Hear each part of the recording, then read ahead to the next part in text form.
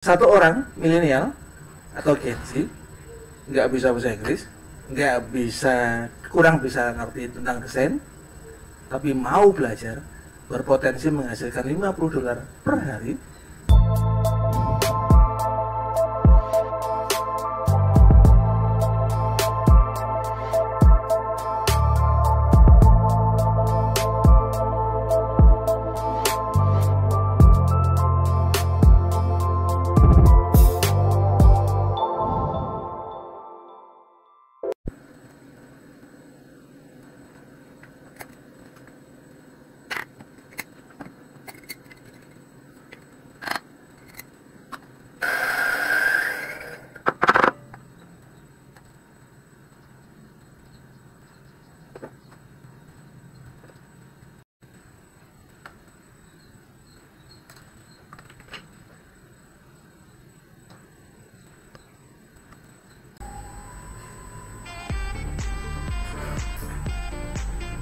Oke, terima kasih teman-teman semuanya.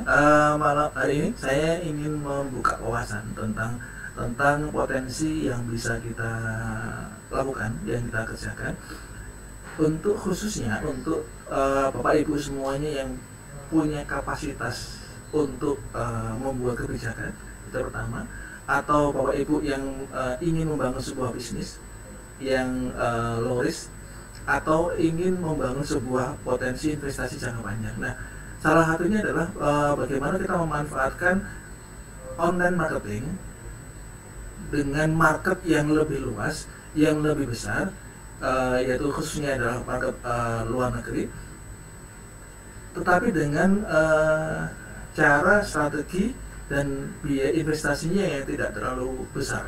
Khususnya adalah bagaimana kita memanfaatkan, untuk hari ini saya ingin sharing bagaimana memanfaatkan peluang bisnis online untuk Gen Z, milenial, dengan menjual produk digital di market internasional hanya bermodalkan sebuah tools yang bisa dikatakan gratis, tetapi potensinya cukup besar. Ini yang akan saya sharingkan pada Bapak Ibu semua untuk kali ini. Nah, Bapak Ibu semuanya tentu tak paham bahwa Gen Z itu mempunyai potensi yang cukup besar, mempunyai kapasitas yang luar biasa. Di HP mereka itu selalu ada media-media yang keseharian mereka kita gunakan.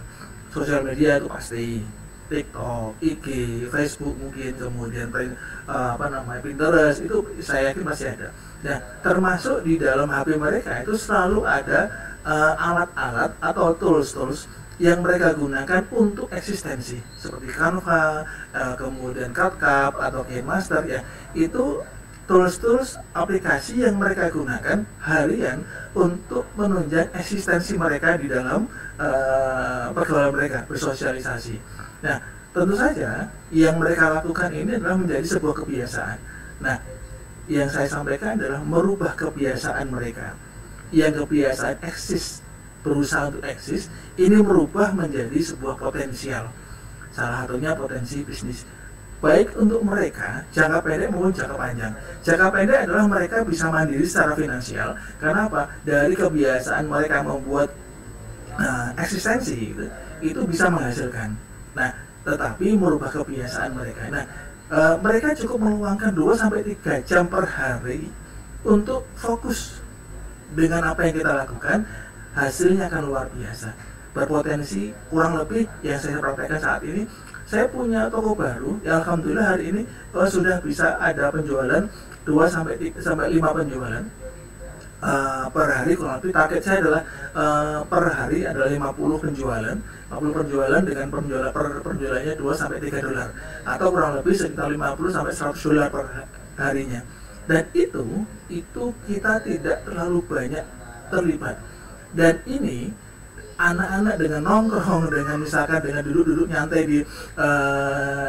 di manapun itu, mereka bisa menghasilkan, bisa mandiri secara finansial. Nah, kemudian itu salah satunya. Nah, apalagi bagi Bapak Ibu semuanya yang punya kapasitas mungkin merubah kebijakan atau membuat suatu komunitas, kita mengumpulkan para milenial Gen Z kita kumpulkan, kemudian kita fasilitasi tempatnya, kita fasilitasi dengan internetnya, kita fasilitasi dengan tools-toolsnya, mereka jauh akan lebih produktif. Nah, apalagi dengan strategi yang tepat. Nah, kunci dari apa yang kita kerjakan hari ini adalah bagaimana kita melakukan riset tentang produk yang lagi tren, riset yang berkaitan dengan suatu niche market yang itu bernilai jangka panjang, bukan hanya naik turun saja sesuai dengan tren, tetapi ini potensinya jangka panjang, sehingga setiap hari apa yang dikerjakan, sekali mengerjakan, sekali membuat desain, itu terus menerus menghasilkan. Nah, ini yang berbeda. Kita akan melakukan riset kepada suatu market bisnis di luar negeri, kemudian anak-anak yang Gen Z yang mengerjakan. Nah, apa yang saya sampaikan nanti itu ada dua metode, konseptor sama eksekutor. Konseptor adalah manajemen atau pemerintah, atau dalam hal ini adalah owner dari sebuah bisnis atau manajemen, HRD misalkan, atau kalau Bapak Ibu semua adalah seseorang yang punya kebijakan, bisa merubah kebijakan ya, maka Bapak Ibu bisa membuat tim konseptor, kemudian milihnya adalah orang-orang yang eksekutor. Nah, konseptor ini tugasnya mencari market potensial. Gimana di luar negeri? Caranya gimana nanti saya carikan. Kemudian ada tim eksekutor. Eksekutor ini adalah anak-anak milenial yang kita kumpulkan, yang kita ajari bagaimana cara mengerjakan. Nah, setelah ini Bapak Ibu ada video tutorial bagaimana anak-anak mengerjakan satu desain itu hanya cukup beberapa menit saja sudah bisa menjadi sebuah visual produk fisik. Nah, itu salah satu yang bisa kita kerjakan. Ini contoh hari ini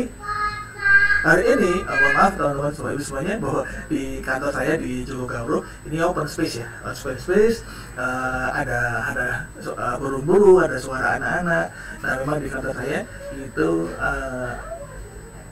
tim-tim yang bekerja itu kami bebaskan secara ini ya, secara cara bekerjanya juga nyantai, bisa ngopi-ngopi, duduk-duduk gitu ya, karena open space.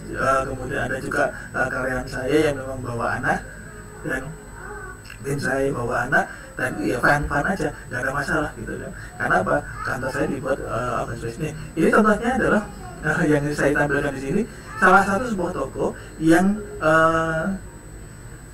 dalam waktu ini 3 jam ini itu sudah mendapatkan view kurang lebih 575 kunjungan di toko saya. Kemudian terjual 7 item, kemudian saya punya keuntungannya $11. Lumayan. Nah, ini salah satu yang bisa kita kerjakan, bagaimana kita mendapatkan income dolar tanpa kita terlibat secara langsung.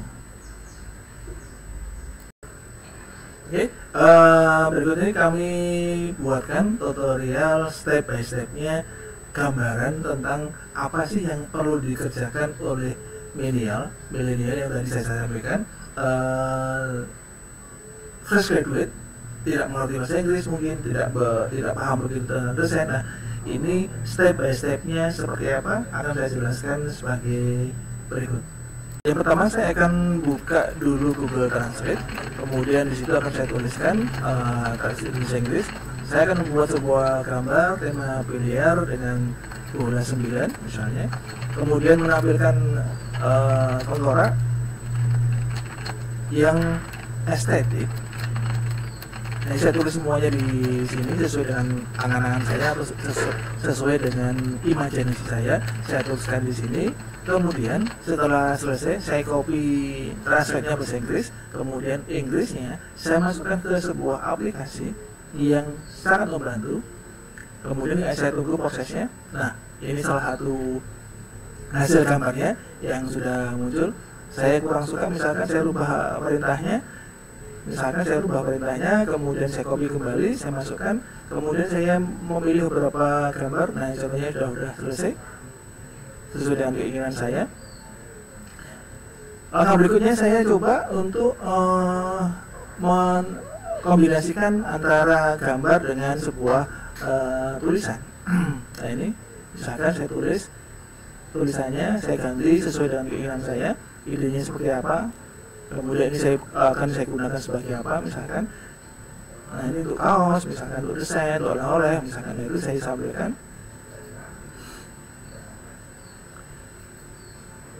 Kemudian setelah selesai gambarnya, desainnya saya sudah puas, saya buat mock-up-nya. Nah ini salah satu mock-up yang saya buat melalui satu aplikasi. Kemudian saya buat kaosnya, kemudian saya buat mug-nya, saya buat tumblernya. Nah itu saya bedakan fungsinya, sehingga satu desain bisa kita menjual beberapa visual produk sesuai dengan hasil riset kita.